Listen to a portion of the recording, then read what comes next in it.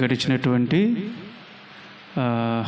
మాసమంతా కూడా, నెలంతా కూడా తన ఉచితమైన కృప చూపించి మనందరినీ సజీవ లెక్కలో నిలబెట్టి ఈ రీతిగా దేవుని మందిరంలోనికి తోడుకొని వచ్చి దేవుని ఆరాధించడానికి, దేవుని మహింపరచడానికి దేవుడిచ్చినటువంటి మహాభాగ్యాన్ని బట్టి, తరుణాన్ని బట్టి దేవునికి నా హృదయపూర్వక కృతజ్ఞతాస్తుతులు అర్పిస్తూ ఉన్నాను.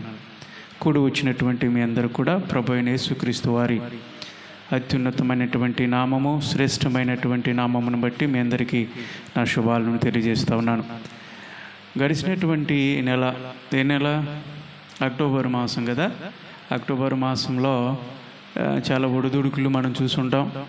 అవి ఎన్ని సమస్యలు అయినప్పటికీ కూడా, ఆర్థిక సమస్యలు కావచ్చు, అనారోగ్య సమస్యలు కావచ్చు, చాలామంది కుటుంబాల్లో వ్యక్తులను కోల్పోయినటువంటి వారు మనం చూస్తూ ఉన్నప్పుడు చాలా విషాదమైనటువంటి పరిస్థితులు, వాతావరణంలో మార్పులు, తుఫానులు, పలు చోట్ల వరదలు, ఈ విధంగా చాలా న్యూస్లు మనం వింటూ ఉన్నాం. ఆ ప్రాంతంలో వరద వచ్చింది, ఎంతమంది చనిపోయారు.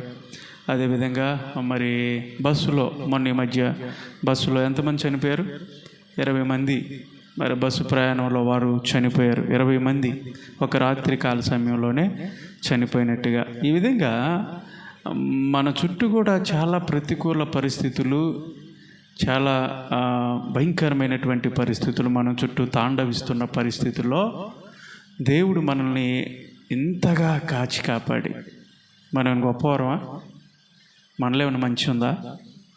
ఏం లేదు. ఏ మంచి లేనటువంటి మనల్ని, ఏ గొప్పతనం లేనటువంటి వారిని తన ఉచితమైన కృపచేత, ఆయన కృప అంతే, ఆయన కృపచేత మనము రక్షించబడ్డాము. ఏ రీతిగా మరి సజీవ లెక్కలో నిలబెట్టిన దేవుని గట్టి స్తోత్రం చెప్పండి. హల్లెలూయా. మరి ఇప్పటి వరకు దేవుణ్ణి పాటల ద్వారా ఆరాధించాము, మహిమపరిచాము, వాక్యంలోకి వచ్చాం. ప్రాముఖ్యమైనటువంటి సమయం. ప్రతి ఒక్కరు కూడా శ్రద్ధతో ఈ మొదటి వారము మరి కొద్ది సమయంలో మనం బళ్ళను కూడా సమీపించబోతూ ఉన్నాము. కాబట్టి ప్రతి ఒక్కరు కూడా శ్రద్ధ కలిగి, ఆశతో, ఆసక్తితో ప్రభు వైపు చూద్దాం. ఆయన ఈ రోజున ఏం మాట్లాడదలుచుకున్నాడో ప్రతి ఒక్కరు కూడా తెలుసుకుని ఆధ్యాత్మికమైనటువంటి ఆహారాన్ని మనం సమృద్ధిగా నింపుకొని ఇక్కడి నుంచి మనం బయటికి వెళ్దాము. చూద్దామా? కీర్తనలు గ్రంథము, బైబిల్ తెచ్చిన వాళ్ళందరూ తెరవండి. కీర్తనల గ్రంథము, బైబిల్ తేని వాళ్ళు ఆలకించండి, కానీ ఖచ్చితంగా బైబిల్ తీసుకొని రావాల్సిందే. కీర్తనలు 119వ కీర్తన 39వ వచనాన్ని మనం ధ్యానించుకుందాం.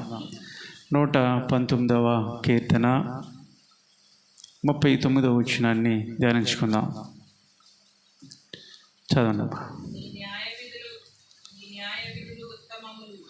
నీ న్యాయ విధులు ఉత్తమములు, నాకు భయము పుట్టించుచున్న నా అవమానమును కొట్టివేయము. చాలమ్మా, ఈ మాట అందరూ చెప్పండి. నా అవమానమును కొట్టివేయము. బైబిల్ గ్రంథంలో ఎన్ని కీర్తనలు ఉన్నాయి? చెప్పండి గట్టిగా. 150 కీర్తనలు ఉన్నాయి. ఇందులో దావీదు గారు రచించినటువంటి కీర్తనలు 73 కీర్తనలు ఉన్నాయి. గుర్తుపెట్టుకోవాలా, దావీదు గారు రాసినటువంటి కీర్తనలు 73 కీర్తనలు. 150 కీర్తనలు దావీదు గారు రాయలా, 73 కీర్తనలు. అందుకే దావీదు రాసినటువంటి కీర్తనలను ఎందుకు పిలుస్తామంటే, ఎక్కువ శాతం ఆయనే రాశాడు కాబట్టి దావీదు రాసినటువంటి కీర్తనలు అని సంబోధిస్తూ ఉంటాం. 73 కీర్తనలు దావీదు గారు రాస్తే మిగతా కీర్తనలు ఎవరు రాశారు? సొలొమోను రాసినటువంటి కీర్తనలు. అదేవిధంగా ఇంకెవరు? ఆసాపు రాసినటువంటి కీర్తనలు, యోతాము రాసినటువంటి కీర్తనలు, హేమాను రాసినటువంటి కీర్తనలు, కోరేషు కుమారులు రాసినటువంటి కీర్తనలు, మోసే రాసినటువంటి కీర్తన. 92వ కీర్తన ఆదాము గారు రాశారంటారు.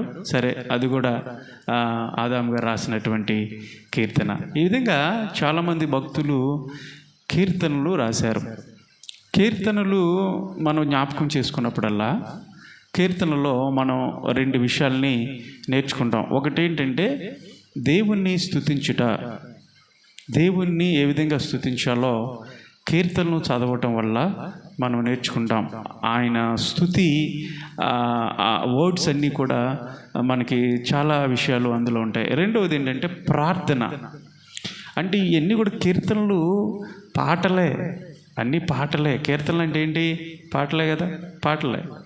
అయితే దేవుణ్ణి స్తుతించటం కీర్తనలో ఉంది, దేవుణ్ణి ప్రార్థించటం కూడా కీర్తనలో ఉన్నాయి. కాబట్టి దేవుని ఏ విధంగా ప్రార్థించాలో మన ప్రార్థనలో ఆ వర్డ్స్ ఏవైతే ఉన్నాయో ఆ వర్డ్స్ ఎత్తి మనం ప్రార్థించడానికి కూడా ఎంతో సహాయపడతాయి.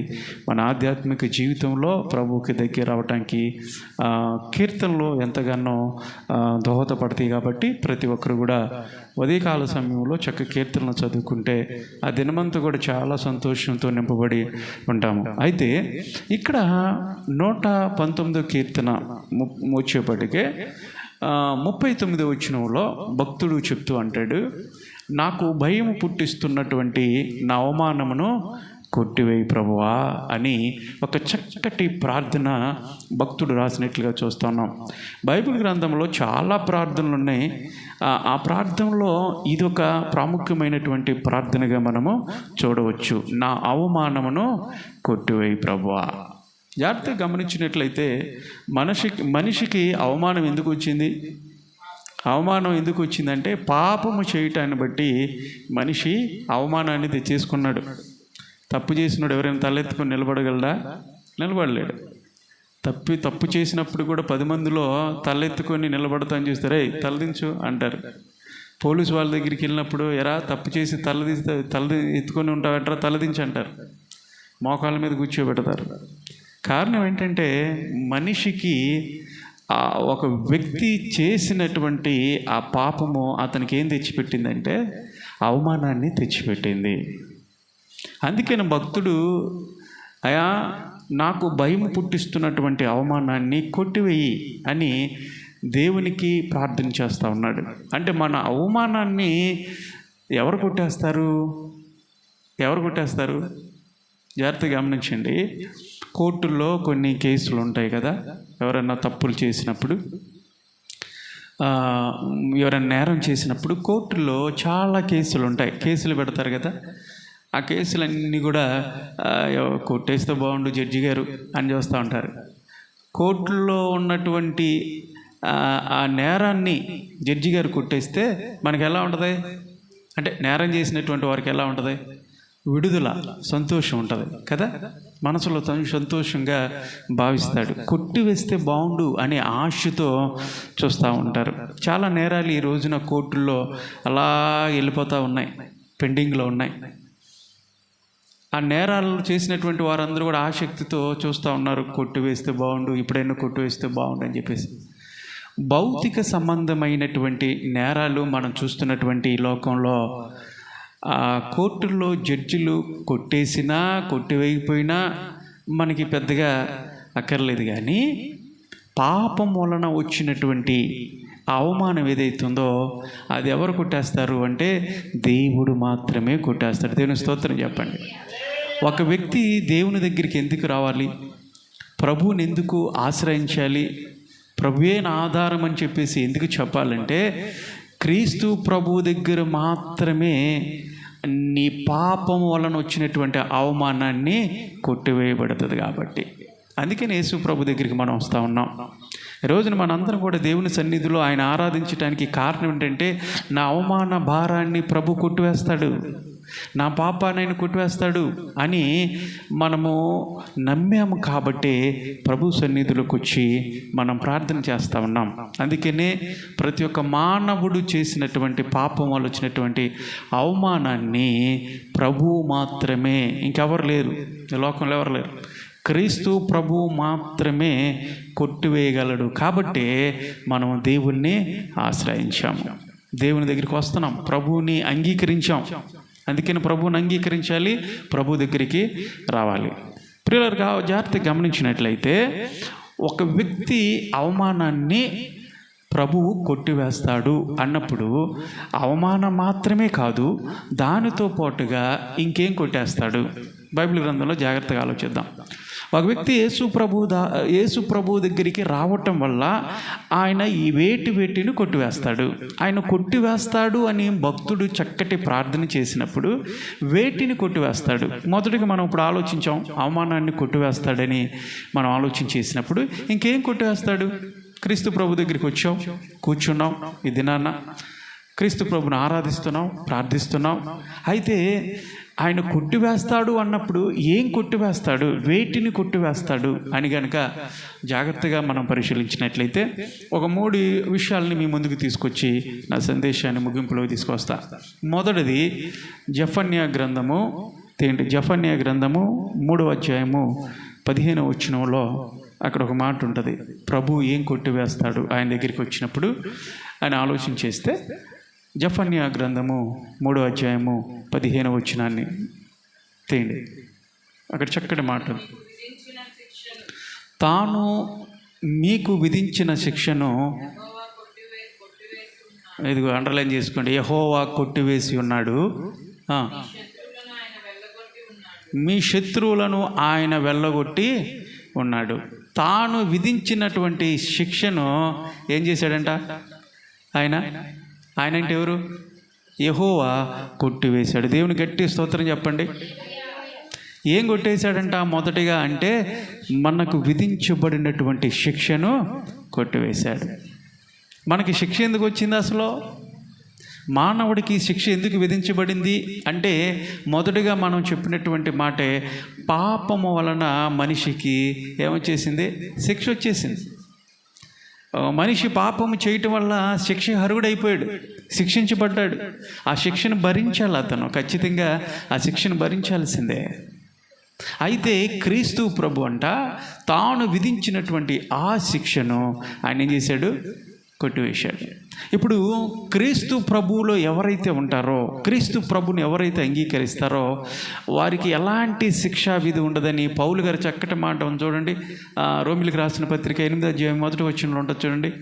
ఎవరైతే యేసు ప్రభుని అంగీకరిస్తారో వారికి ఏ శిక్షా విధి ఉండదు. ఎందుకంటే మనం శిక్షించబడటానికి, శిక్షకి అర్హులమై ఉన్నాం. పాపం వలన మనకి శిక్ష విధించబడింది. అయితే క్రీస్తు ప్రభు దగ్గరికి వచ్చినప్పుడు మొదటిగా ఆ శిక్షను ఆయన కొట్టివేస్తాడని చక్కటి మాటను మనం ఇక్కడ చూసాము. అయితే 8వ అధ్యాయం 1వ వచనం పౌలు గారు కూడా అదే మాటని నిర్ధారిస్తూ చెప్తా ఉన్నారు. కాబట్టి ఇప్పుడు క్రీస్తు యేసు ఉన్నవారికి ఏ శిక్షా విధి లేదు. దేవుని స్తోత్రం చెప్పండి, గట్టి చెప్పాలా.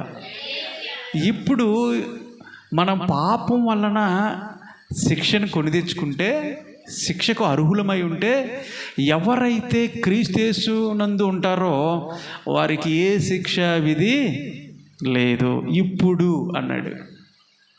ఇప్పుడు ఎవరైతే దేవుణ్ణి అంగీకరిస్తారో, యేసు ప్రభుని ఎవరైతే సొంత రక్షకుడిగా అంగీకరిస్తారో వాళ్ళకి ఎలాంటి శిక్ష లేదంట.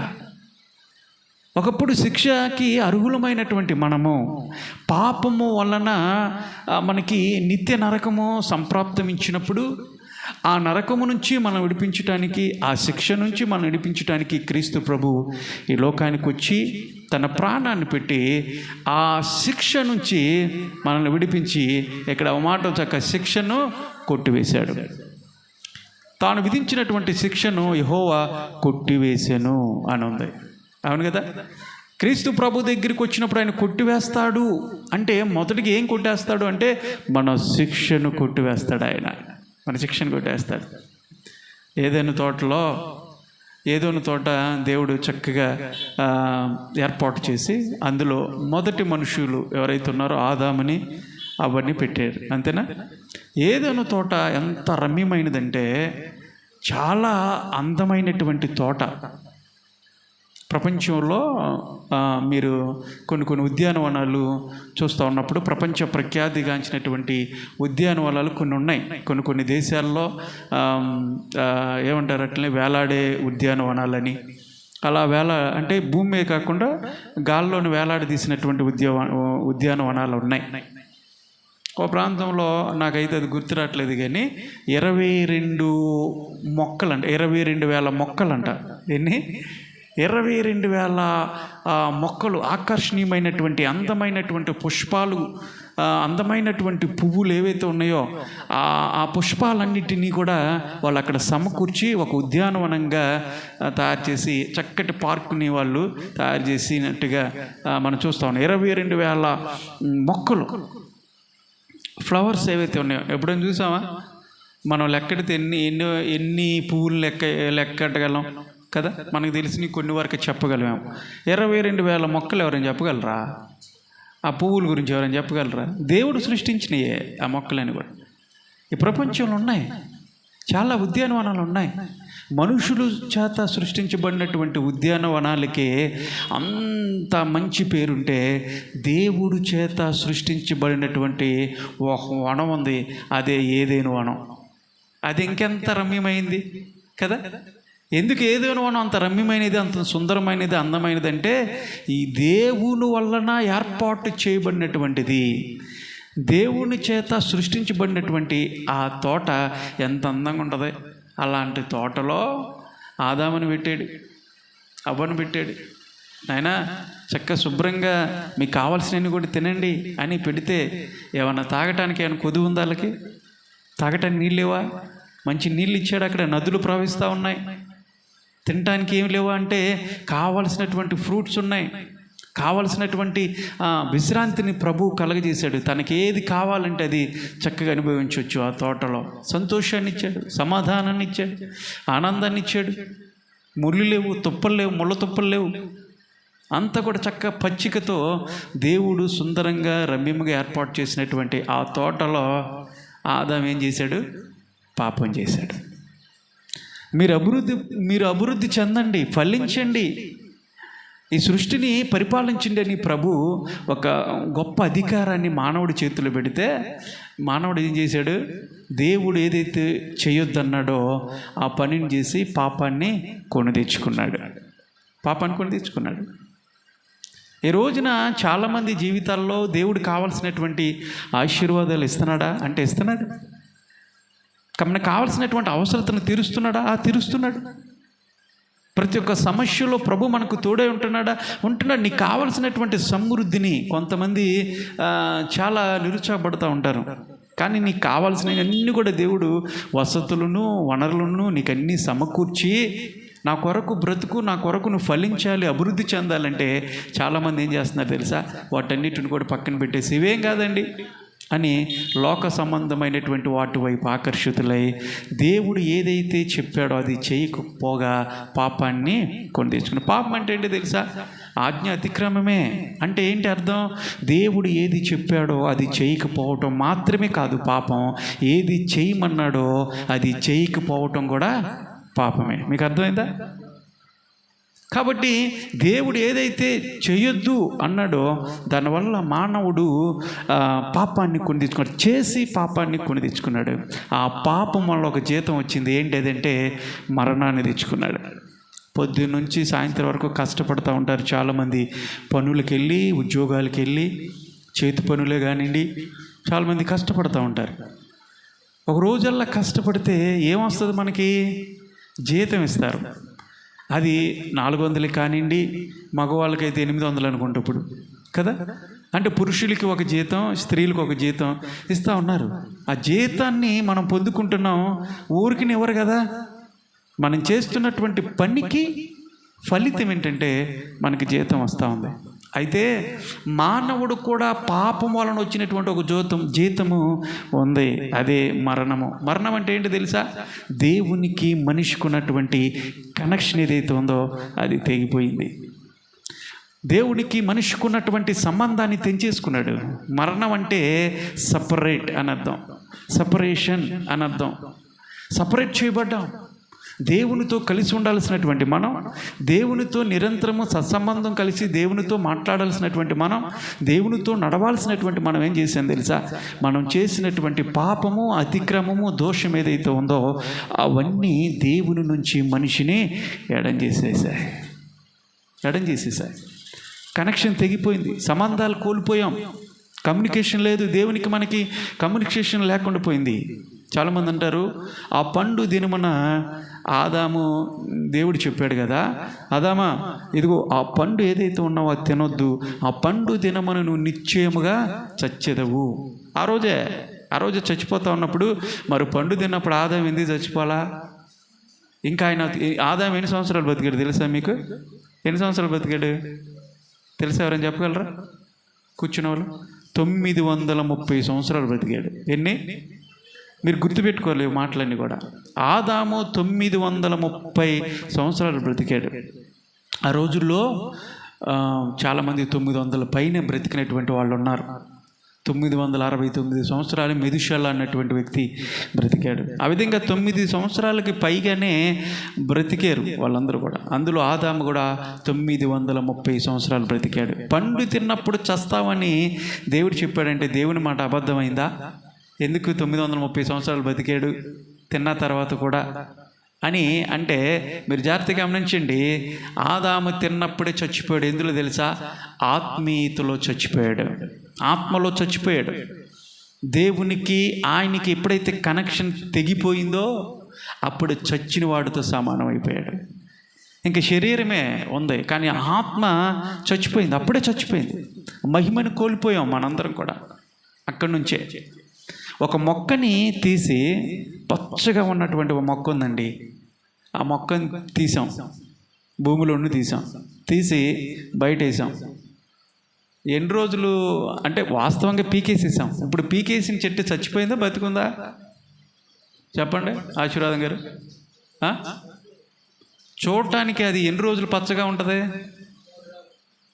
కొన్ని రోజులు ఉంటుందిగా. అది 3 రోజులు ఉన్నాయి, 4 రోజులు ఉన్నాయి. కొన్ని చెట్లు పీకేసినప్పుడు పచ్చగానే కనపడతా ఉంటాయి, ఎండిపోవటానికి కొంచెం టైం పట్టిద్ది, అంతేనా? కానీ పీకేసినప్పుడు అది చచ్చినతో సమానం. అది చూడటానికి పచ్చగానే ఉంటుంది కొన్ని రోజులు అలాగే. ఇంకా మీకు అర్థమయ్యేలా చెప్తా. ఫ్యాన్ తిరుగుతూ ఉంది, ఫ్యాన్ కట్టేసాం, వెంటనే ఆగిపోద్దా? ఆగదా. కొంతసేపు ఏమైంది, తిరుగుతూ ఉంటుంది స్లోగా, ఇలా తిరిగి కొంతసేపు ఆగిపోద్ది. అలాగని చెప్పేది అది తిరుగుతుంది, అందులో కరెంట్ ఉందని చెప్తామా? లేదు. ఎప్పుడైతే ఆదాము తప్పు చేశాడో, పాపం చేశాడో అప్పుడే చచ్చిపోయాడు. అయితే ఆ శరీరం కూడా మట్టిలో కలిసిపోవటానికి కొంత టైము, 930 సంవత్సరాలు బతికాడు. కానీ ఆత్మలో ప్రభువు నుంచి ఆయన వేరు చేయబడ్డాడు. ఎప్పుడైతే మనిషి పాపం చేశాడో దేవునికి తనకు మధ్యలో ఒక అడ్డుగోడ అనేది తెచ్చేసుకున్నాడు. ఆయన స్వరాన్ని వినుకోకుండా అడ్డుగోడని తెచ్చేసుకున్నాడు. అందుకని చూడండి, యెరూషలేము దేవాలయంలో లేదండి పరిశుద్ధ స్థలం నుండి అతి పరిశుద్ధ స్థలంలోకి వెళ్ళేటప్పుడు మధ్యలో ఒక అడ్డు తెర ఉంటుంది. అడ్డు తెర వచ్చేసింది. ఎందుకు అంటే ఆ అతి పరిశుద్ధ స్థలంలో దేవుడి నివాసం ఉంటాడు. అక్కడ మందసం ఉంటుంది, ఆ మందసం మీద కరుణాపీఠం ఉంటుంది. ఆ కరుణాపీఠం మీద కెరూబులు అటొకటి ఇటొకటి రెక్కలు విరిచి ఉన్నప్పుడు ఆ మధ్యలో సింహాసనం ఉంటుంది. ఆ సింహాసనం మీద ప్రభు ఆసీనుడై ఉంటాడు. ఇప్పుడు పరిశుద్ధ స్థలములో నుంచి ఒక వ్యక్తి అతి పరిశుద్ధ స్థలములో దేవునికి ఉన్నటువంటి దేవుడు నివసించేటువంటి ఆ సన్నిధిలోకి రావాలంటే పాపం అడ్డుగా నిలబడిపోయింది. దేవుని యొక్క ఉగ్రత మనిషి మీదకి వచ్చేసింది. కాబట్టి యాజకులు కానీ ఎవరైనా సరే అతి పరిశుద్ధ స్థలంలోకి వచ్చినప్పుడు ధూపం వేయాలా, రక్తాన్ని తీసుకొని రావాలా. ఆ రక్తాన్ని చిమిరినప్పుడు సింహాసనం మీద అక్కడ దేవుడు చూస్తూ ఉన్నప్పుడు ఏం కనపడుతూ ఉండదు? రక్తమే కనపడుతుంది. మన పాపాలు కనపడవు, రక్తం కనపడుద్ది. కాబట్టి రక్తాన్ని ప్రోక్షించేవాళ్ళు. ఆ ధూపాన్ని వేసినప్పుడు పొగ ఆ ఎదుటి ఉన్నటువంటి వ్యక్తి ముఖం కనపడకుండా పొగతో నిండిపోయేది, లేదంటే చచ్చిపోతాడు మనిషి. అందుకని అడ్డుగా ఒక తెర నియమించబడింది దేవునికి మానవుడికి. ఎందుకు? కారణం ఏంటి? ఆదాము చేసినటువంటి పాపము. ఒకప్పుడు లేదు, సంతోషాన్ని పోగొట్టుకున్నాడు, సమాధానాన్ని పోగొట్టుకున్నాడు, దుఃఖాన్ని కొని తెచ్చేసుకున్నాడు, అశాంతిని అసమాధానాన్ని తెచ్చుకున్నాడు. మరణం వలన ఏమొచ్చింది? పాపం వలన ఏమొచ్చింది? మరణం వచ్చింది.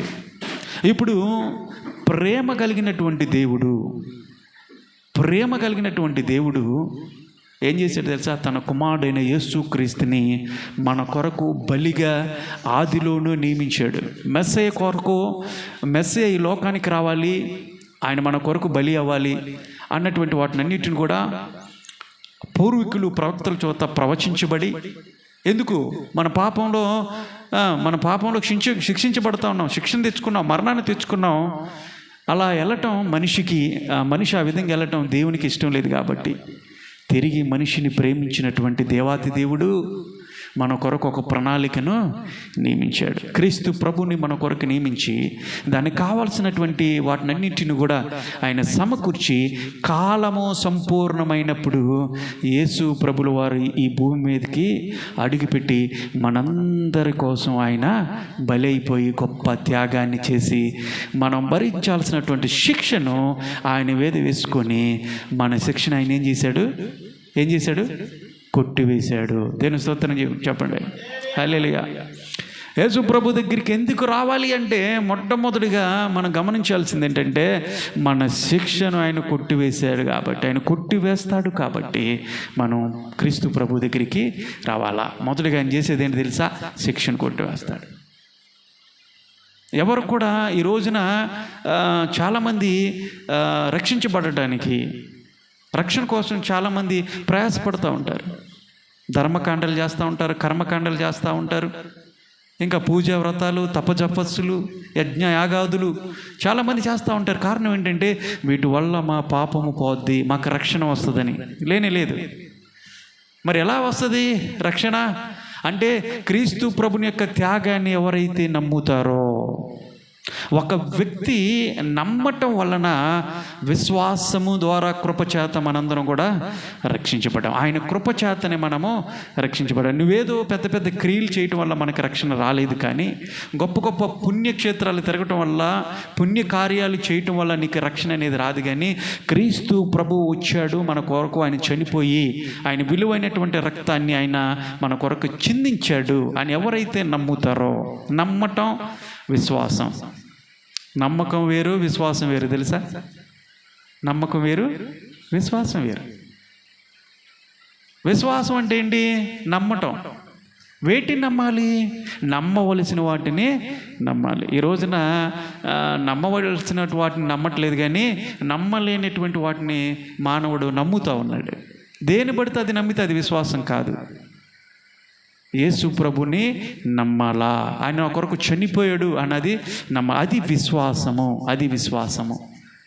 ఆయన పాపుల కొరకు క్రీస్తు ప్రభు ఈ లోకానికి వచ్చాడు అన్నది నమ్మదగినది, పూర్ణాంగీకారమైనది, పూర్ణాంగీకారమునకు యోగ్యము కలదని చెప్పేసి పౌలు గారు చెప్పారు. ఏమి నమ్మాలంటే పాపుల కొరకు క్రీస్తు ప్రభు ఈ లోకానికి వచ్చి చనిపోయాడు, తన ప్రాణాన్ని పెట్టాడు అన్నది నమ్మాల. అందులో ఉంది రక్షణ. ఆ విశ్వాసం ఉంటే చాలు, నువ్వు రక్షించబడ్డావు, ఇంకేం చేయక్కర్లే నువ్వు కదా. నమ్మితే నువ్వు రక్షించబడ్డావు. ఈ మాటను నమ్మితే రక్షించబడ్డావు. అందుకనే యేసయ్య ఈ లోకానికి వచ్చాడు. కోల్పోయినటువంటి ఆ సంబంధం ఏదైతే ఉందో, ప్రభువు నుంచి వేరు చేయబడినటువంటి ఆ సంబంధం ఏదైతే ఉందో, మరలా తిరిగి తన కృపచేత ఆయనకి దగ్గరగా తీసుకురావటానికి, తన ప్రేమ చేత, మనం ప్రేమించామని యేసయ్య రాలా ఈ లోకానికి. మొట్టమొదటిగా ప్రేమను వ్యక్తపరిచింది యేసయ్యే. ఆయన ప్రేమించాడు కాబట్టి ఈ లోకానికి ఆయన వచ్చి తన ప్రాణాన్ని పెట్టి మన శిక్షను ఆయన భరించి మన శిక్ష అంతా కూడా కొట్టేశాడు.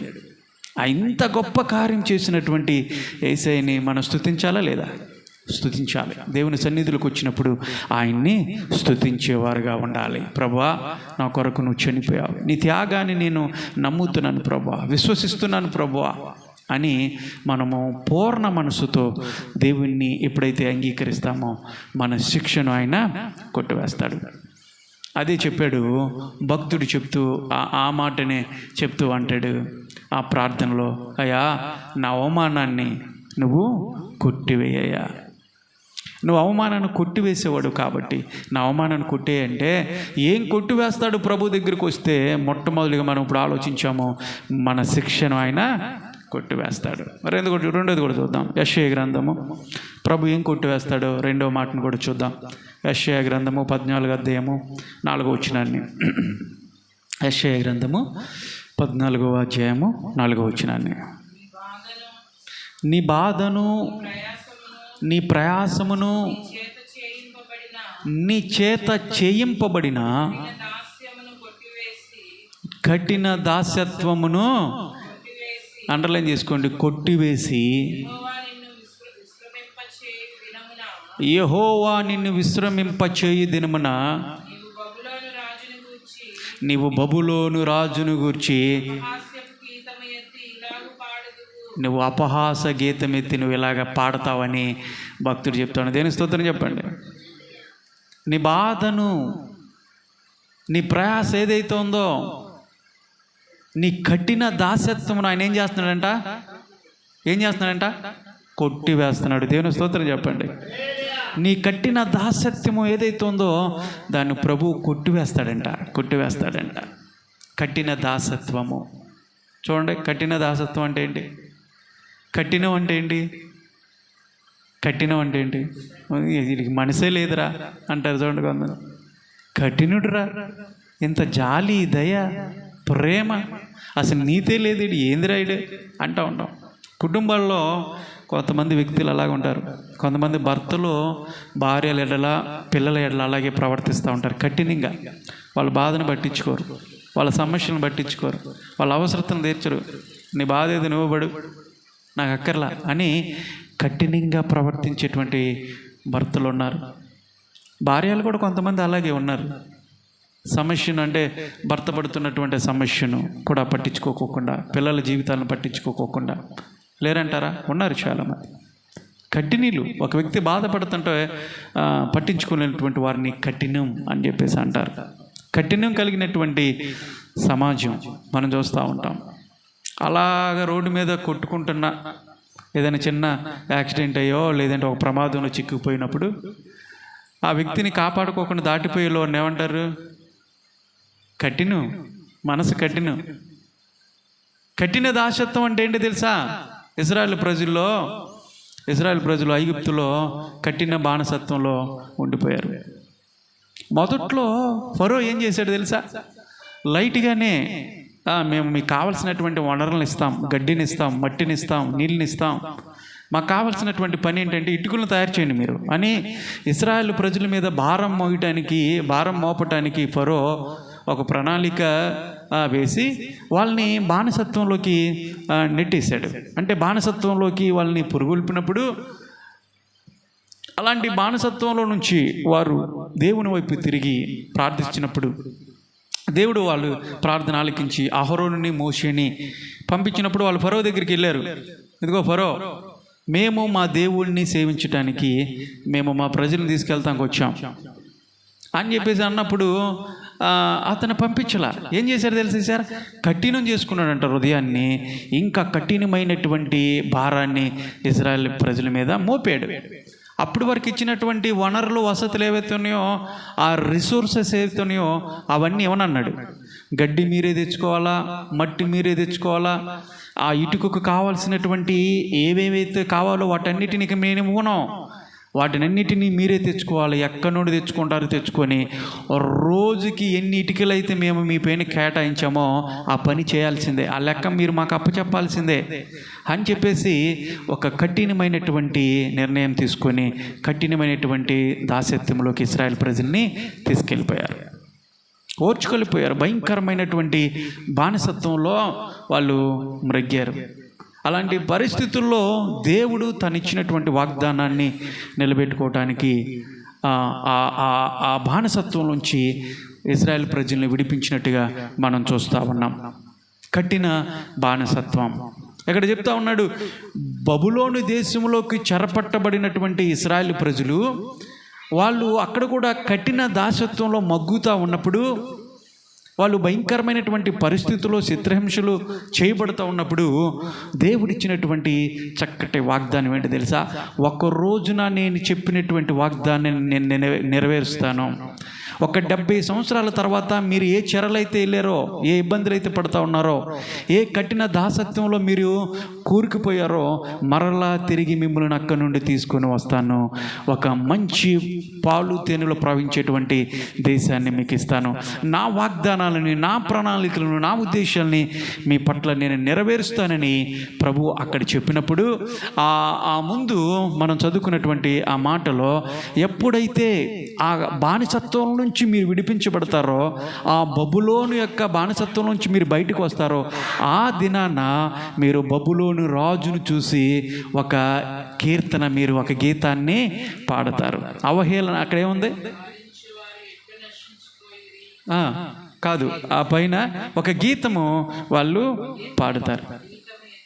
ఏం గీతం అంటది? బబులోను రాజును చూసంట అపహాస గీతాన్ని మీరు పాడతారు. అపహాస గీతాన్ని ఎప్పుడు పాడతారంటే, ఆ చెరలో నుంచి నేను విడిపిస్తాను, నేను చెప్పినటువంటి మాట ఏదైతే ఉందో, నేను చెప్పినటువంటి వాగ్దానం ఏదైతే ఉందో అది నేను చేస్తాను, మిమ్మల్ని బయటికి తీసుకొస్తాను. అప్పుడు మీరు తిరిగి ఏం చేస్తారు తెలుసా? గీతం పాడతారు. అంటే ఏంటి తెలుసా?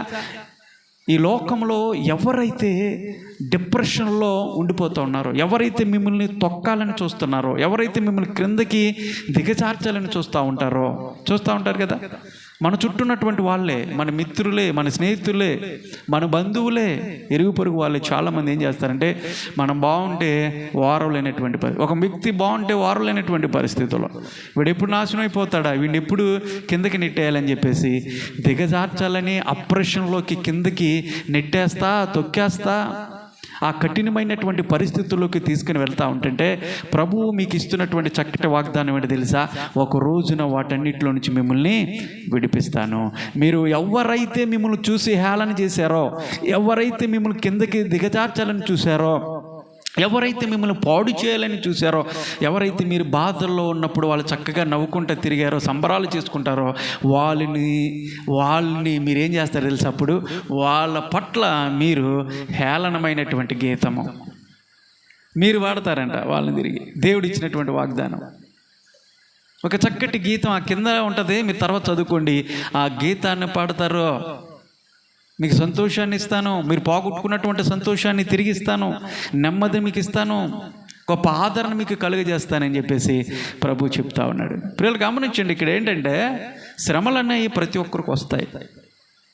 కఠిన దాసత్వము, బాధ, ప్రయాస అని అక్కడ చెప్పినప్పుడు ఆ మాటలో శ్రమలు, అవన్నీ కూడా శ్రమలు వస్తాయి ఖచ్చితంగా. అయితే ఈ లోకంలో 2 శ్రమలు ఉన్నాయి. ఒకటేంటో తెలుసా? లోక సంబంధమైనటువంటి శ్రమ, అంటే ప్రభు లేకుండా పడేటువంటి శ్రమలు ఒకటైతే, ప్రభువును కలిగి శ్రమ అనేది ఒకటి ఉంది. ప్రభు లేకుండా శ్రమ పడేది ఒక శ్రమ. దేవుడు లేకోకుండా కొంతమంది శ్రమ పడుతూ ఉంటారు కదా. మనమే కొని తెచ్చుకుంటాం ఆ శ్రమలన్నీ కూడా, దేవుని పక్కన పెట్టేస్తాం. ప్రభువు లేనటువంటి శ్రమలు ఒకవైపున ఉంటే ఇది ఒక గుంపు అయితే, ప్రభువును కలిగి శ్రమ పడేటువంటి గుంపు ఒకటి ఉంది. అంటే ప్రభువులో శ్రమ పడటం, ప్రభు కొరకు శ్రమ పడటం అనేది ఒక గుంపు. ఈ శ్రమ ఎలాంటిది తెలుసా? ఈ శ్రమ మనకు సంతోషాన్ని ఇస్తుంది, ఈ శ్రమ మనల్ని ఆదరించిద్ది, ఈ శ్రమకు మనకు ప్రతిఫలం ఉంది, ఈ శ్రమ ఒక రోజున మనకు ఉన్నత స్థానంలో నిలబెట్టింది. దేవుని స్తోత్రం చెప్పండి.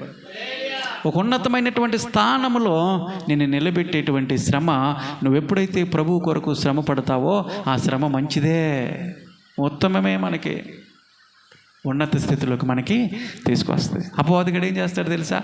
లోక సంబంధమైనటువంటి శ్రమని మనకు కలిగిస్తూ ఉంటాడు, తొక్కేస్తూ ఉంటాడు. ప్రభుని పక్కన పెట్టేసే ఏం చేశాడు నీకు అన్నట్టుగా రకరకాల ఆలోచనలు తీసుకొచ్చి, తలంపులని మధులోకి తీసుకొచ్చి ప్రభువుని పక్కన పెట్టేసినప్పుడు వచ్చే శ్రమలు ఏముంటాయి తెలుసా? ఆ శ్రమల్లో నిన్ను తొక్కేస్తూ ఉంటాడు. ఇక ప్రభుని ఆరాధించలేనటువంటి పరిస్థితుల్లో ఉంటాం. ఏది ఉత్తమమో దేవుని మాటల్లో నీ కరువైపోతాయి. ఆ ఉత్తమమైనటువంటి వాటిని నువ్వు పక్కన పెట్టేస్తూ ఉంటావు. ఒక రోజు యేసు ప్రభు బేతనీ అనేటువంటి ప్రాంతంలోకి ఆయన వెళ్తూ ఉండేవాడు. ఆ ప్రాంతంలో 3 వ్యక్తులు ఉన్నారు. చెప్పండి ఎవరు? బేతనీ ప్రాంతంలో ఒక కుటుంబం నివసిస్తూ ఉండేది. యేసు ప్రభు అటు వెళ్ళినప్పుడల్లా ఆ ప్రాంతానికి వెళ్ళి కాసేపు అక్కడ శాంతి తెచ్చుకొని వాళ్ళతో మాట్లాడి వస్తూ ఉండేవాళ్ళు. ఎవరు వాళ్ళు? ఇష్టపడినటువంటి, అంటే అందరినీ ప్రేమించాడు దేవుడు. అయితే ఇక్కడ ప్రాముఖ్యంగా ముగ్గురు వ్యక్తుల గురించి చెప్తా ఉన్నప్పుడు మార్తా, మరియా, అతని సహోదరుడైనటువంటి లాజరు, ఈ ముగ్గురు వ్యక్తుల్ని ప్రభు ప్రేమించాడని బైబిల్లో ఒక ప్రత్యేకంగా రాశారు. అంటే దేవుడు లోకమును ఎంతో ప్రేమించాడు. అయితే అక్కడ వెళ్తున్నప్పుడు వాళ్ళని కొంచెంగా ప్రేమిస్తాం, అంటే వాళ్ళని ఎక్కువగా ఇష్టపడ్డాడు. ఆ ప్రాంతంలోకి వెళ్ళి కొంచెం శాత తీసుకుంటూ ఉండేవాడు. యేసు ప్రభు వెళ్ళినప్పుడల్లా దేవుని మాటలు వినటానికి ఒక ఆవిడ దేవుని పాదాల దగ్గరే కూర్చునేది. ఆవిడ పేరేంటి? మరియా. మరియా ఉత్తమమైనటువంటి వాటిని గురించే వెతుకులాడేది. శ్రేష్టమైనటువంటి మాటలు, తనకు కావలసినటువంటి మాటలు, తను జీవింపచేసే మాటలు, జీవం కలిగినటువంటి మాటలను పోగు చేసుకుంటూ ఉండేదంట మరియమ్మ. మనమేం చేస్తున్నాం? మనం ఏం పోగు చేసుకుంటున్నాం? నేను మన శుక్రవారం చెప్పా, లోకంలో ఉన్నటువంటి వాటన్నిటిని కూడా పోగు చేసేసుకుంటూ ఉంటాం. మళ్ళీ తీరా వాటి వల్ల వచ్చే ప్రతిఫలం ఏముంటుందంటే ఏడుస్తాం. చివరికి వచ్చేసి నువ్వేగా పోగు చేసుకుంది, నువ్వేగా తిరిగింది. ఒక వ్యక్తి లోకాన్ని ప్రేమిస్తున్నాడంటే పరలోకాన్ని ప్రేమించట్లేదని అర్థం. ఇది ఆ మాట చెప్పింది. పరలోక రాజ్యం సమీపించి ఉన్నది, ప్రభువు రాకట సమీపంగా ఉన్నది, ఆయన ద్వారం వద్ద నిల్చున్నాడు, నేడో రేపు మన కొరకు ఎత్తబడటానికి మధ్యాకాశంలో తీసుకువెళ్ళటానికి ఆయన వస్తూ ఉన్నప్పుడు కడబోర అంటే ఆయన యొక్క స్వరం, బోరధ్వని వినిపించబడుతూ ఉన్నప్పుడు నువ్వు సిద్ధపాటు కలిగి ఉన్నావా అన్న మాటను చెప్తూ, లోక సంబంధమైనటువంటి వాటి కోసం నువ్వు వెంపర్లాడుతూ ఉన్నప్పుడు, లోకంలో కావాల్సినటువంటి వాటిని అవే కలిగి ఉండాలన్నప్పుడు నువ్వు చూస్తూ ఉన్నప్పుడు ఇంకా పరలోక రాజ్యం గురించి నువ్వు ఎప్పుడు ఆలోచిస్తావు? పరలోకంలో నేను వెళ్ళాలి, ప్రభు రాకడ సమీపింది అన్నటువంటి నిరీక్షణకి ఎక్కడ ఉంది? అందుకనే ఒక వ్యక్తి లోకాన్ని ప్రేమించేవాడైతే ప్రభువుని ప్రేమించేవాడు కాదు. పరలోక రాజ్యం గురించి ఆలోచించాడు. అదే విషయాన్ని మనం చెప్పాను. ఇక్కడ మరియమ్మ ఉత్తమమైనటువంటి వాటిని పోగు చేసుకుంటా ఉంది, శ్రేష్టమైనటువంటి వాటిని పోగు చేసుకుంటా ఉంది. దేవుని సన్నిధికి మనం ఎందుకు రావాలి తెలుసా? దేవుని ఆలయంలోకి మనం ఎందుకు రావాలి తెలుసా? ఇక్కడ ఉత్తమమైనటువంటి మాటలు ఉన్నాయి. దేవుని మాటలు వినిపింపజేస్తూ ఉంటాడు ఆయన. శ్రేష్టమైనటువంటి మాటలు, నీ ఆత్మకు కావాల్సినటువంటి మాటలు, నిన్ను సిద్ధపాటు చేసేటువంటి మాటలు ప్రభు ఇక్కడ బోధకుని నియమించి మాట్లాడుతూ ఉన్నప్పుడు వాటన్నిటిని కూడా నువ్వేం చేసుకోవాలా? పోగు చేసుకోవాలా. మరియం పోగు చేసుకుంటా ఉంది, దేవుని మాటలు వింటా ఉంది. మార్త ఏం చేస్తుంది తెలుసా? అవసరం లేని పనులన్నీ పెట్టేసుకుంది. అనవసరమైనటువంటి పనులన్నీ అవసరమైనది ఏదో ఈ రోజున మనిషికి తెలియట్లేదండి. ఏది అవసరమో నాకు అనేది తెలియట్లే. ఈ రోజున ఏది ఉత్తమమో తెలియట్లేదు. అనవసరమైనటువంటి పనులన్నీ కల్పించుకొని దేవుని సన్నిధికి దూరం అయిపోయి ఈ రోజున ఇప్పుడు కాదులేండి తర్వాత చూద్దాంలే, ఇప్పుడు కాదండి తర్వాత వెళ్దాంలే అన్నట్టుగా చాలామంది అశ్రద్ధ చేస్తా సమయాన్ని కోల్పోతున్నటువంటి సమయంలో ఎవరికి సాదృశ్యం కనపడుతూ ఉన్నారు తెలుసా? ఇక్కడ మార్తకి సాదృశ్యంగా కనపడుతూ ఉన్నారు. అలాంటి వాళ్ళందరూ కూడా అనవసరమైనటువంటి పనులు పెట్టేసుకొని చూస్తుంది మరియ రాట్లా, చూస్తుంది మరియ ప్రభు దగ్గర కూర్చుంది, పాదాల దగ్గర ప్రభు మాటలు వింటా ఉంది, ప్రభు మాట్లాడుతూనే ఉన్నాడు. చూసింది ఇక వారాలు అయిపోయింది. ఇప్పుడు యేసు ప్రభు మీద అరవటం ప్రారంభించింది. అయ్యా ఆవిడకంటే బుద్ధి లేదనుకో, నీకేమైంది అన్నట్టుగా ప్రభుని అంటుంది. ఎంతసేపు నుంచి నేను పని చేస్తానా, ఎంతసేపు నుండి పని చేస్తున్నాను, ఆవిడ వస్తుందా? రావట్లేదు. ప్రభు నువ్వైనా చెప్పొచ్చు కదా అని ఎవరితో మాట్లాడుతుంది? యేసు ప్రభుతో మాట్లాడుతుంది. ఎవరు ఇవిడ చెప్పండి? ఎవరో? మార్త. మరియ దేవుడు చెప్పిన మాటలు వింటుంది. మార్త తను చెప్పినటువంటి మాటలు ప్రభు వినాలని చూస్తుంది. ఇక్కడ 2 విషయాలు గమనించాలి మీరు. మరియా దేవుడు చెప్పిన మాటలు వినాలని కూర్చుంది. మార్త తన మాటలు దేవుడు వినాలని చెప్పేసి కూర్చుంది అక్కడ. ఏది ఉత్తమం? ఈ రోజున అదే చాలామంది చేస్తున్న పని ఏంటో తెలుసా? దేవుని మాటలు వింటల్లా మన మాట దేవుడు వినాలని చూస్తున్నారు. ఆయన నీ పనుడా నువ్వే చెప్తుంది చేయటానికి దేవుడు పనుడండి? నీ ఇంట్లో పని చేసేవాడా? కొంతమంది ఇళ్లలో పని చేసేవాళ్ళు అంటే ఏది చెప్తుంది చేయాలా? అలాంటి వాడా దేవుడు? కాదు. ఎప్పుడు చేస్తాడు దేవుడు మన పట్ల పని చేస్తాడు, క్రియ చేస్తాడు. ఎప్పుడో తెలుసా? మొదటిగా ఆయన మాట మనం విన్నప్పుడు మన మాట ఆయన వింటాడు. నువ్వు ఆయన మాట ఏనో, ఆయన చెప్పింది చెయ్యు, ఆయన చిత్తాన్ని జరిగించు, కానీ ఆయన మనం చెప్పింది వినాలని. కొంతమంది చర్చిల్లోకి వచ్చినప్పుడు ప్రార్థన చేయమన్నప్పుడు ఎంత లిస్టులు తెచ్చేసుకుంటారు, ఒక్కొక్కరు తెచ్చేసి. ప్రభా నాకు అది కావాలి, అది చెయ్యి, ఇది చెయ్యి, నాకు అది చేసి పెట్టు, నాకు చేస్తావా లేదని ఫైట్ చేస్తూ ఉంటారు. కానీ దేవుని చెప్పినటువంటి మాటలు నువ్వు చేస్తున్నావా? ఆయన మాట వింటున్నావా? ఆయన చెప్పే మాట వింటున్నావా? చేయట్లా. నా ఇంట్లో పనుడులాగా నీకేం కావాలంటే ఇది చెయ్యి నాకని చెప్పేసి నువ్వు పోరాడుతున్నావు. కానీ దేవుడు చెప్పిన మాట అందుకని అంటాడు వాక్యం, మొదటిగా నా నీతిని, నా రాజ్యాన్ని వెతుకు, ఆ తర్వాత నీకు కావాల్సిన నేను ఇస్తాను. మొట్టమొదటిగా మనం ప్రాధాన్యత ఏమని తెలుసా? దేవుని మాటలకు మనము ప్రాధాన్యత ఇవ్వాలి. ఇస్తున్నావా? ఉత్తమమైనటువంటి మాటలు మనము పోగు చేసుకోవాలా. ఇక్కడ దేవుడు దావీదు రాస్తూ కీర్తనలో, ప్రభువా నా అవమానాన్ని కొట్టివేయి, నా అవమానాన్ని కొట్టేసేది నువ్వంటే, మొట్టమొదటిగా ప్రభు దేన్ని కొట్టేస్తాడు? ప్రభు దగ్గరికి వచ్చినప్పుడు ఏం కొట్టేస్తాడని ఆలోచన చేశాము వాక్యంలో. మన శిక్షను కొట్టివేశాడు.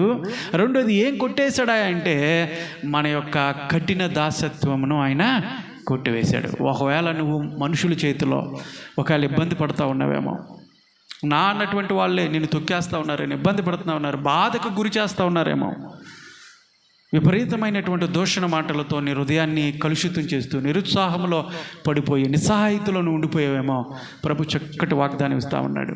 కఠినంగా ప్రవర్తిస్తూ ఉన్నటువంటి వారి మధ్య నువ్వు బానిసత్వంలో ఇప్పటి వరకు ఉంటే, ప్రభు చెప్తున్నటువంటి మాట ఏంటి తెలుసా? నీ కఠిన దాసత్వం నుంచి నేను విడిపిస్తాను, నిన్ను ఆ కఠిన దాసత్వమును కొట్టివేస్తున్నానని ప్రభు చెప్తా ఉన్నాడు. దేవుని స్తోత్రం కలుగును గాక. నీ బాధ నుంచి, నీ అవమానాల నుంచి, నీ సమస్యల నుంచి, నీ పడుతున్నటువంటి ప్రయాస నుంచి ప్రభువు నిన్ను విడిపించి వాటన్నిటిని కూడా కొట్టివేస్తాడు ప్రభు దగ్గరికి వచ్చినప్పుడు. దేవుని స్తోత్రం కలుగును గాక. మూడో మాట కూడా చెప్పి ముగించేద్దాము. ఇర్మియా గ్రంథము 31వ అధ్యాయము 13వ వచనం. ప్రభు ఏం కొట్టేస్తాడు చూద్దాం. ఇర్మియా గ్రంథం 31వ అధ్యాయం 13వ వచనం చదవనమ్మా. ఇర్మియా 31:13. మళ్ళొకసారి చదవమ్మా. వారి దుఃఖమునకు ప్రతిగా సంతోషమిచ్చి వారిని ఆదరించెదను. ఇది అండర్లైన్ చేసుకోండి. ఏం కొట్టేస్తాడంట? విచారము కొట్టివేసి నేను వారికి ఆనందము కలుగజేస్తాను. గట్టిగా దేవుని స్తోత్రం చెప్పండి. హల్లెలూయా. వారి విచారమును కొట్టివేస్తాను అని చక్కటి వాగ్దానం ఇస్తూ ఉన్నాడు. ఎవరి విచారం ఇక్కడ? మనందరి విచారం. ఉదయకాల సమయంలో దేవుడు ఇస్తున్నటువంటి చక్కటి వాగ్దానం. ఏం కొట్టేస్తాడంటే, ప్రభు దగ్గరికి వచ్చినప్పుడు మన విచారాన్ని కొట్టేస్తాడంట. దుఃఖాన్ని సంతోషంగా మార్చే దేవుడు. మన బాధలను, మన సమస్యలను తీర్చేసి ఆయన మన విచారాన్ని కొట్టివేస్తాడు. ఏ విచారంలో ఉన్నావు? ఏ విచారంతో కూర్చున్నావు? ఈ రోజున బుట్టల విచారంతో కూర్చున్నారు ఇక్కడ చాలామంది విచారిస్తూ ఉన్నారు. ఏదో ఒక సమస్య వల్ల విచారపడుతూ ఉన్నారు. మనసులో శాంతి లేదు, సమాధానం లేదు, నెమ్మది లేదు. విచారము, ఐహిక విచారంతో మానవుడు ఈ రోజున ఇబ్బంది పడుతూ ఉన్నాడు. విచారం ఏదో ఒక సమస్య.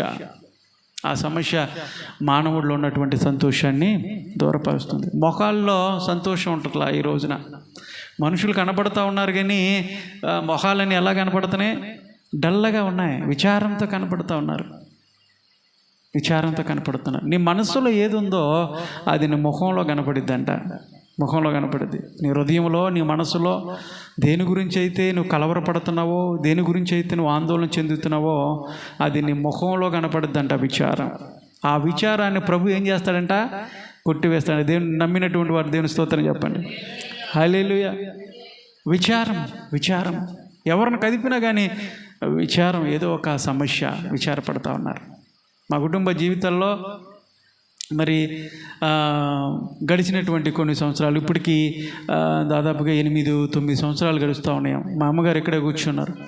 3 అక్కాజీలు వాళ్ళు చాలా అన్యోన్యంగా ఉంటారు. ఒకే ఒక తమ్ముడు మేనమామ మాకు. అయితే విచారించాల్సినటువంటి ఆ సంఘటన ఏంటి తెలుసా? ఆ ముగ్గురు చనిపోయారు. ఒక ఆవిడ ఉంది, మా అమ్మగారు ఉంది. 3 ఆడపిల్లల్లో చిన్న ఆవిడ కూడా. ఇక నేను చెప్పాల్సింది ఏంటి తెలుసా? వీళ్ళ అక్క పెద్దావిడ, 3లో పెద్దావిడ చనిపోయిన తర్వాత మేమందరం వెళ్ళాము, చూసాము. ఆ కార్యక్రమం అంతా పాల్గొని ఆ సమాధి కార్యక్రమం అంతా అయిపోయిన తర్వాత మరలా తిరిగి వచ్చేసాం. అప్పుడే జోషనమ్మ జనివిత పుట్టింది. ఆ సంవత్సరమే. ఆ పుట్టినరోజు కూడా చేయలేము మేము. అయితే ఆవిడ చనిపోయింది. అందరం కలిసి వెళ్ళాము, చూసాము, అయిపోయింది, వచ్చాం. రెండో ఆవిడ మా ఊర్లోనే ఉంటుంది, పక్క పక్కన ఇల్లు. రెండో ఆవిడ, మూడో ఆవిడ అంటే మా అమ్మగారు. మా రెండు ఇల్లు మధ్యలో గోడ ఉంటుంది, అటు ఇటు ఉంటాం. అంటే సొంత అన్నదమ్ములను, సొంత అక్క చెల్లెలు అలా చేసుకున్నారు. ఆ రెండో ఆవిడ మా పెద్దమ్మ గారు పెద్దమ్మ చనిపోయినటువంటి వారానికి చనిపోయిందండి. ఎలా ఉంటుంది చెప్పండి? పెద్ద ఆవిడ ఈ రోజున చనిపోతే కార్యక్రమాన్ని చూసుకొని వచ్చేసాము. వచ్చినటువంటి వారానికే ఆవిడ చనిపోయింది. ఎవరు నమ్మట్లా. ఆవిడ చనిపోయిందంటే ఈలోపే న్యూస్ వచ్చేసింది. కార్యక్రమం ఇంకేం జరగలేదు, ఈలోపే వాళ్ళకి న్యూస్ వెళ్ళిపోయింది. ఏంటి ఇది నిజమేనా? ఎవరు నమ్మబుద్ధి అవ్వాల. పాపం ఒక్కటే మా అమ్మ ఇద్దరి అక్కల్ని కోల్పోయినప్పుడు ఆవిడతో పాటుగా ఆవిడ ఎంత విచారం చెందిందో ఒంటరిగా ఉన్నప్పుడు, ఆవిడతో పాటు మేమందరూ కూడా విచారపడ్డాం. కుటుంబ సభ్యులందరూ కూడా. ఒక వారంలో ఇద్దరు వ్యక్తులు, మనం ప్రేమించేటువంటి వ్యక్తులు, కుటుంబంలో ఉన్నటువంటి వాళ్ళు చనిపోయారంటే ఆ విచారం ఎంత బాధాకరమైందో ఒకసారి ఆలోచించేయండి. ఎంత విచారం కదా. ఎప్పటికీ తలుచుకున్నప్పుడల్లా ఆ బాధ తట్టుకోలేనటువంటి పరిస్థితి. ఈ రోజున అలాంటి విచారాలు చాలామంది కుటుంబ జీవితాల్లో వ్యక్తిని కోల్పోయినటువంటి వాళ్ళు, సమస్యలు, ప్రతికూల పరిస్థితులు మానవ జీవితంలో విచారాన్ని తీసుకొచ్చింది. విచారాన్ని ఎవరు పోగొడతారు? విచారం ఎక్కడి నుండి పోద్ది? మనుషుల వల్ల అవుద్దా? అవదు. మనుషుల వల్ల అయ్యేది కాదు. దేవుడే ఆ విచారాన్ని తీసివేయాలి, ఆయనే కొట్టివేయాలి. అందుకని అంటున్నాడు మూడో మాటగా, యేసు ప్రభువు దగ్గరికి ఒక వ్యక్తి ఎందుకు రావాలి, లేదంటే యేసు ప్రభు దగ్గర రావటం వల్ల ఆయన ఏం కొట్టేస్తాడంటే, మూడవదిగా విచారాన్ని కొట్టివేస్తాడు. ఒక మాట చెప్పి నేను ముగింపులోకి వచ్చేస్తున్నా. ఒక 2 minutesలో ఒక ప్రాంతంలో ఒక తండ్రి కొడుకులు ఉన్నారు. జోష్ అంత వయసు ఉంటుంది అనుకుంటా, చిన్న పిల్లడు. ఆ వయసు భక్తులు చాలా బాగా పెరుగుతూ ఉన్నాడు. తల్లిదండ్రుల భయభక్తుల్లో, దేవుని భయభక్తుల్లో పెరుగుతూ ఉన్నాడు. సండే ప్రార్థనకు వచ్చేవాడు, చక్కగా జోష్ పాడుతున్నట్టుగా చక్కగా మంచి పాటలు పాడుతూ ఉన్నాడు, దేవుణ్ణి మయంపరిచేవాడు, మంచి భక్తిలో ఎదుగుతూ ఉన్నాడు. ఎలాగా ఉండేదంటే, ప్రార్థన అవ్వగానే ఇంటికి వెళ్ళిపోయి చర్చిలో ప్రార్థన అవ్వగానే బయట కొన్ని కరపత్రాలు ఉంటాయి. కరపత్రాలు తెలుసుగా? కరపత్రాలు తెలుసా? ట్రాక్ట్స్ అంటారు తెలుసా? కరపత్రాలు అంటే ఇది పాంప్లెట్స్. కొంతమంది పాంప్లెట్లు ఇస్తూ ఉంటారు. దేవుని వాక్యాలు ఇంటింటికి తిరిగి, అమ్మ ఇదిగో చదువుకోండి అని చెప్పేసి పాంప్లెట్లు ఇస్తారు కదా. ఆ పాంప్లెట్లు ఏవైతే ఉన్నాయో ఈ చర్చి బయట పాస్టర్ గారు ప్రింట్ చేసి ఉంచినప్పుడు వీళ్ళిద్దరూ ఒక నిర్ణయానికి వచ్చారు, తండ్రి కొడుకులు. అయ్యా, మనం పని చేద్దాం, ప్రభు కోసం మనం ఏదో ఒకటి చేయాలి. ఏం చేద్దాం డాడీ? మనం రక్షించబడ్డాం, దేవుని తెలుసుకున్నాం, మన జీవితాల్లో శాంతి ఉంది, నెమ్మది ఉంది, ఆనందం ఉంది. అయితే ఈ ఆనందం, సంతోషం లేనటువంటి వాళ్ళు ఉన్నారు చాలామంది. ప్రభు యొక్క ఆనందాన్ని మనము వాళ్ళకి కలుగజేయాలి, సంతోషాన్ని కలుగజేయాలి, వాళ్ళను కూడా రక్షణలో నడిపించాలి అని చెప్పేసి ఆలోచన చేస్తే, మనం ప్రార్థన నుంచి ఇంటికి వెళ్ళంగానే వెంటనే మనం పని చేద్దాం, ఈ కరపత్రాలు, పాంప్లెట్స్ని తీసుకెళ్ళి ఒక ప్రాంతంలోకి వెళ్ళిపోయి ఆ ప్రాంతం మొత్తం పంచిపెట్టేసేద్దాం అనుకున్నారు. అండ్ డాడీ ఓకే బాగుంది అనుకున్నారు. అలా చేస్తూ ఉన్నారు. ఒక రోజున ఏమైందంటే, వాళ్ళిద్దరూ కూడా ప్రార్థన అయిపోయింది. ఆ ట్రాక్ట్స్ ఏవైతే ఉన్నాయో అవన్నీ కూడా పాంప్లెట్స్ తీసుకున్నారు, బయలుదేరారు. ఒక ప్రాంతానికి వెళ్ళారు, ఒక వీధిలోకి వెళ్ళారు. డాడీ చెప్పాడు, నువ్వు అటు నుంచి రా, నేను ఇటు నుండి వస్తాం, ఇక్కడే కలుద్దాం, మధ్యలో ఇదే పాయింట్లో కలుద్దాం అనుకున్నారు. ఆ బిడ్డ అలాగా పంచుకుంటూ వస్తూ ఉన్నాడు.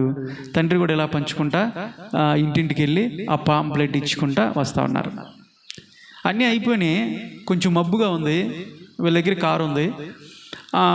పిల్లోడు మొత్తం అయిపోయింది, అతని చేతిలో ఒక్కటే ఉంది, ఒక కరపత్రమే ఉంది, ఒక పాంప్లెట్.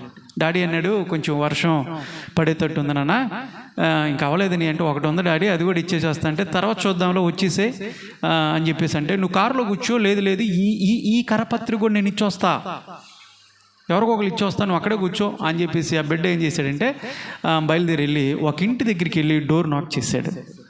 డోరు లోపల గడిపెట్టి ఉంది. ఒకసారి కొట్టాడు, కాసేపు వెయిట్ చేశాడు, ఎవరు తీయట్లా, లోపల ఎవరు తీయలా. సరే పిల్లోడు కాసేపు వెయిట్ చేశాడు, ఇది ఎట్లయినా ఈ ఇంటోళ్ళకి ఇచ్చేసి నేను వెళ్ళిపోతా అనుకున్నాడు. ఏదైనా పనిలో ఉన్నారేమో అని కాసేపు ఆగి మళ్ళీ నాక్ చేశాడు, అయినా తీలా. సరే ఇంకా ఈ గేట్కే ఎక్కడో ఇక్కడ ఒకటి పెట్టేసి వెళ్ళిపోదాంలే అనుకున్నాడు.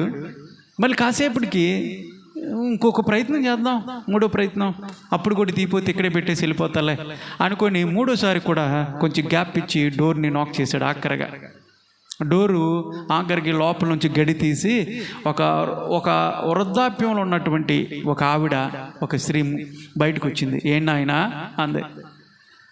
ఏం లేదు మామ, నీకు ఈ కరపత్రం ఇచ్చేద్దాం అంటే. ఏంటి అదేంటి అసలు? ఆ పేపర్ ఏంటంటే ఇది యేసు ప్రభువును గూర్చినటువంటి వార్త. యేసు ప్రభు నీ కష్టాలన్నీ తీరుస్తాడు, నిన్ను ఆశీర్వదిస్తాడు, నీ బాధలన్నీ తీర్చేస్తాడు, అది చదువుకో ఒక్కసారి అని తనకు వచ్చినటువంటి 2-3 పదాలే. నేను ఒక మాట చెప్పనండి మీకు, ఇంత గంటల తరబడి బోధించబడక్కర్లా, మీకు వచ్చినటువంటి ఒక్క మాటే, యేసయ్య నిన్ను ప్రేమిస్తున్నాడు, యేసయ్య నిన్ను ప్రేమిస్తున్నాడు, ఒక్క మాట చాలు. ఆ మాట చాలామంది ప్రపంచంలో ఆ మాట వల్ల చాలామంది బ్రతికారు తెలుసా, రక్షించబడ్డారు. ఒక వ్యక్తి నీ చుట్టుపక్కల ఉన్నటువంటి వాళ్ళే సమస్యలు ఉన్నప్పుడు, బాధల్లో ఉన్నప్పుడు దేవుని ఒక మాట చెప్పడం వల్ల వాళ్ళు ఆదరించబడతారు, ప్రభు దగ్గరికి ఆకర్షించబడతారు తెలుసా. ఆ చిన్న పిల్లవాడు ఇచ్చినటువంటి కరపత్రిక ఆ రోజు ఏం జరిగింది తెలుసా, ఆ స్త్రీ చచ్చిపోవాలని చూసిందంట. ఆ పత్రిక తీసేసుకుంది. సర్లే నాయన చదువుతావు, నువ్వు ఇచ్చావు కదా, చదువుతానులే అని చెప్పేసి అన్నాక అమ్మయ్యా అనుకున్నాడు, చేతులు దులుపుకున్నాడు, అన్నీ ఇచ్చేసాడు. డాడీ పద వెళ్దామని చెప్పేసి ఇంటికి వచ్చాడు. అది ఏ రోజు జరిగిందంటే ఆదివారం జరిగింది. సోమవారం, మంగళవారం, బుధవారం, గురువారం, శుక్రవారం, శనివారం అయిపోయిన తర్వాత ఆదివారం ఎప్పుడు వస్తుందా అని చూస్తూ ఉందంట ఆ తల్లి. ఆదివారం అనగానే చర్చికి వచ్చి కూర్చుంది, ప్రభుని నమ్ముకుంది, చర్చిలో కూర్చుంది.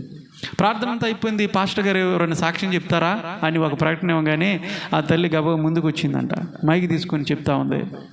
పోయిన ఆదివారం నాడు నేను సాయంకాలం చనిపోవాలని ప్లాన్ వేసుకున్నా, కావాల్సినవన్నీ పెట్టేసుకున్నా చచ్చిపోవటానికి.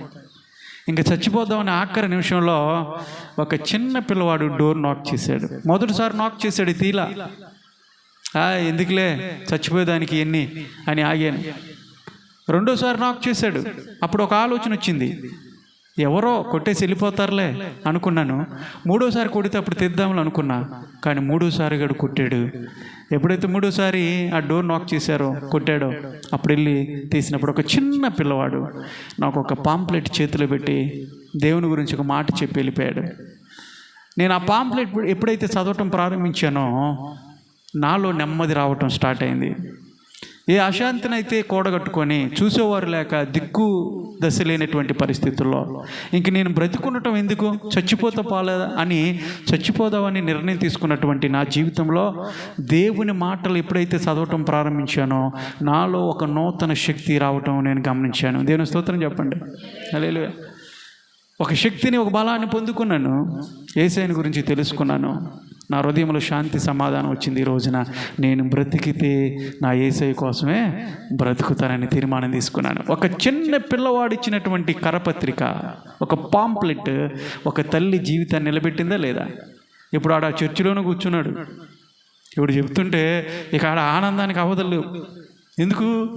ఆ పాంప్లెట్ ఇచ్చింది వాడే కదా. వాళ్ళ డాడీకి వెళ్ళి చూస్తున్నాడు, ఇలా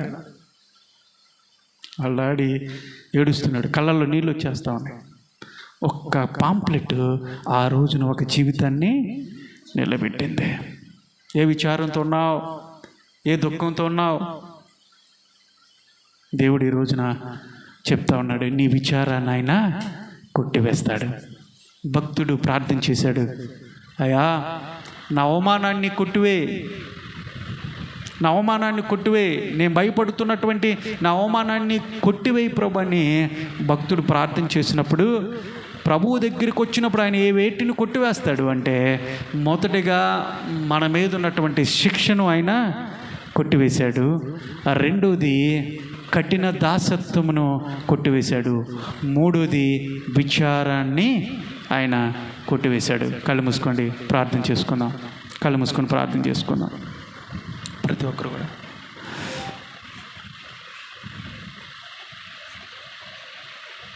చిన్న ప్రార్థన ప్రతి ఒక్కరు కూడా చేసుకోండి. ఇప్పటి వరకు దేవుడు మాట్లాడాడు. నువ్వు మాట్లాడితే ఆయన వినాలని ఆశపడతా ఉన్నాడు.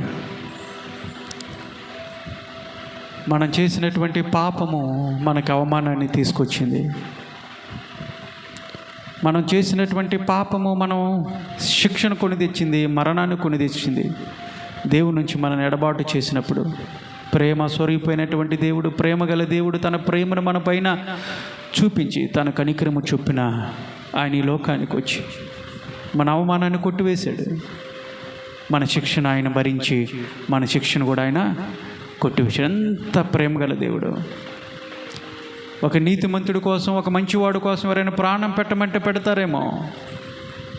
అవినీతులమైనటువంటి మనము, స్వార్థపరమైనటువంటి మనము, ఏ నీతి లేనటువంటి మనము, కపటమైనటువంటి మనస్తత్వం, ఏ మంచి లేనటువంటి మన కోసం ఆయన తన ప్రాణాన్ని పెట్టాడు. ఇది గొప్ప సంఘటన కాదా?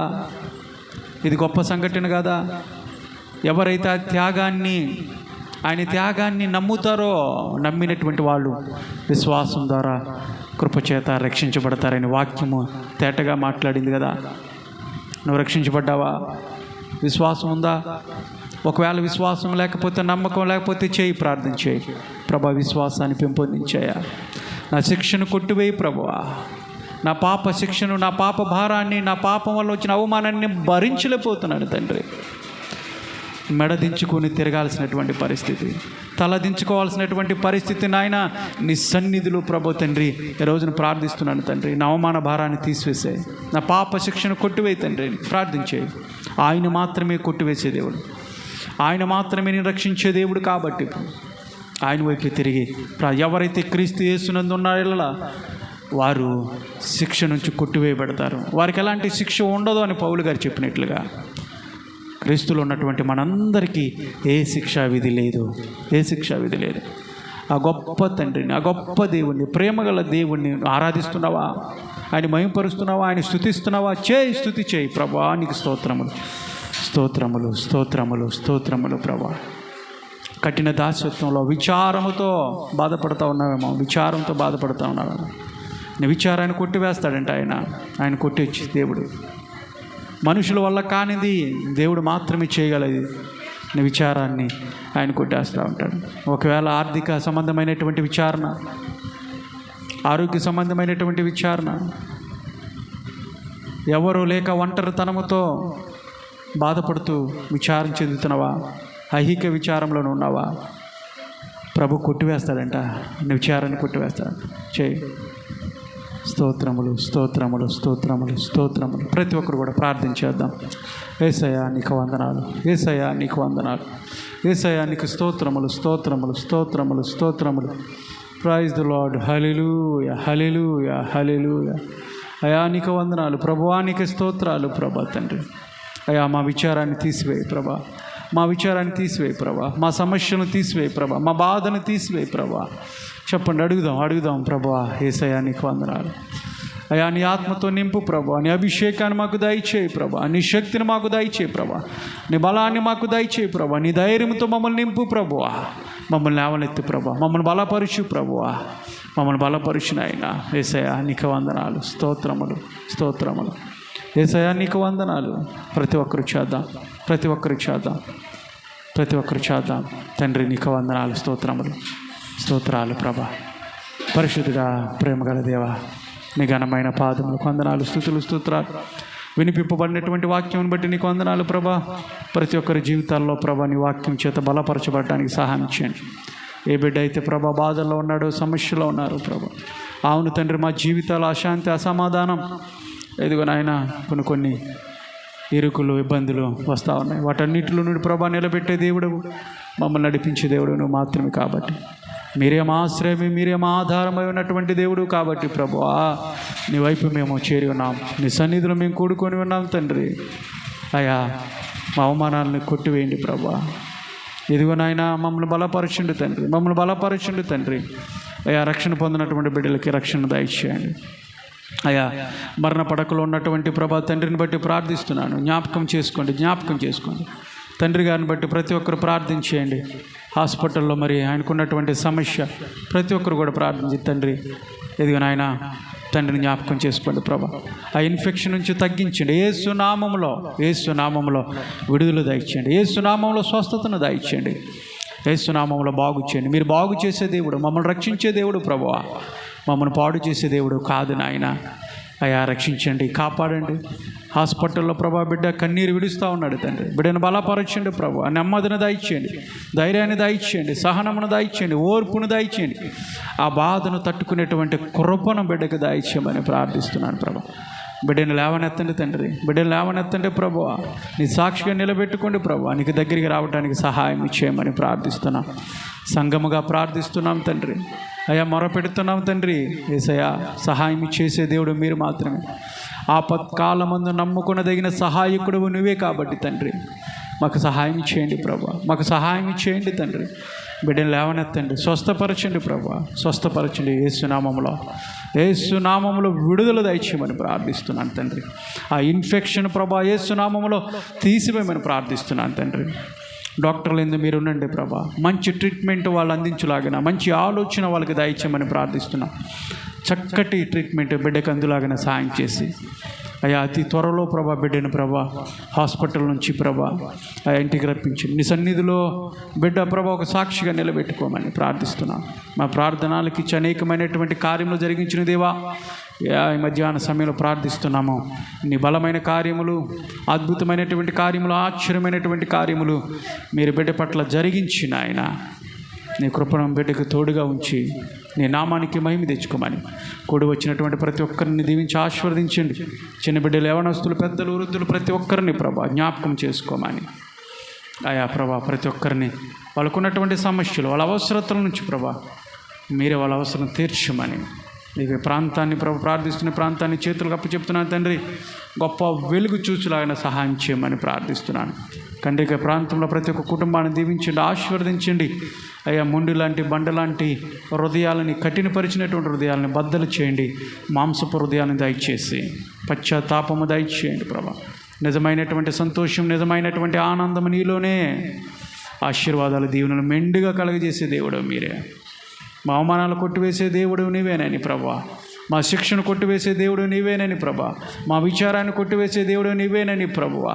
మా కఠిన దాసత్వం నుంచి మమ్మల్ని కొట్టివేసే దేవుడు నీవే అన్నటువంటి సత్యాన్ని ప్రతి ఒక్కరూ తెలుసుకునేలాగిన సహాయం చేసి నీ కృపలో బలపరచమని, నీ రాజ్య విస్తరణకు ప్రతి ఒక్కరు కూడా ప్రభా ఇదిగునైనా పని చేయటానికి కృపను అనుగ్రహించమని సమస్త ఘనత, మహిమ, ప్రభావాలు నీకు ఆరోపించు. నజరేయుడైన యేసుక్రీస్తు నామం పేరిట అడిగి వేడుకొనుచున్నాను తండ్రి. ఆమేన్.